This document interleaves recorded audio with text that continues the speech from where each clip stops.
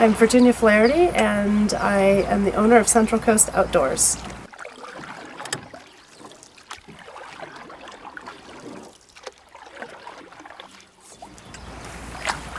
All right, so a little quick paddle demo.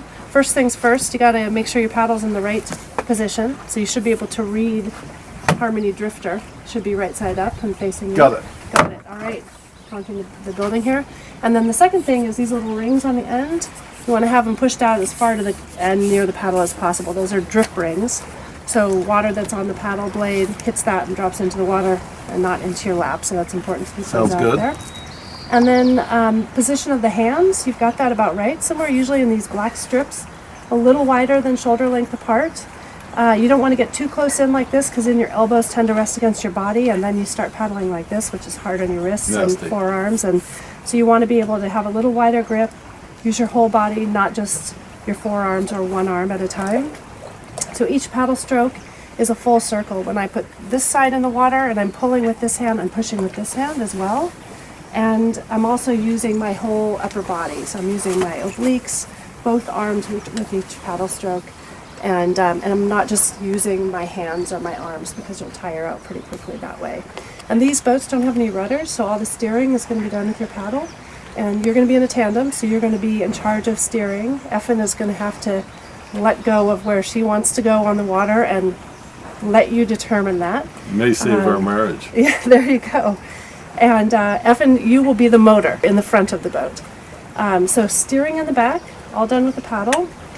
If you want to go more to the left or you're drifting to the right and need to go to the left, you're going to paddle more on the right or harder on the right. The fast way to turn and to stop at the same time is to use your paddle like a rudder.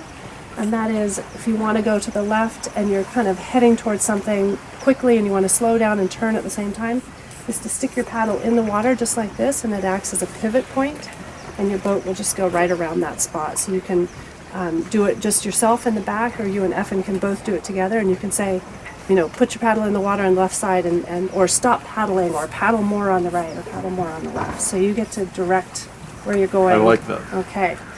So those are the basics of steering and paddling. Staying in the boat is key. Keeping your life jacket on. And hopefully not using them for what they're meant to be used. That's my Floating plan. you like a cork in the water. Keeping your rear end on the seat. So when we get in the docks or in the boat off the docks here, I'm going to have you sit down on the dock and get in that way so you won't step into it. Standing up in the boat, reaching way out for something, like when we come back to the docks at the end, a lot of times people will both reach out and that upper body weight just sends the boat over. So you'll want to keep your upper body over your rear end on the seat, and then you shouldn't have a problem. Hello.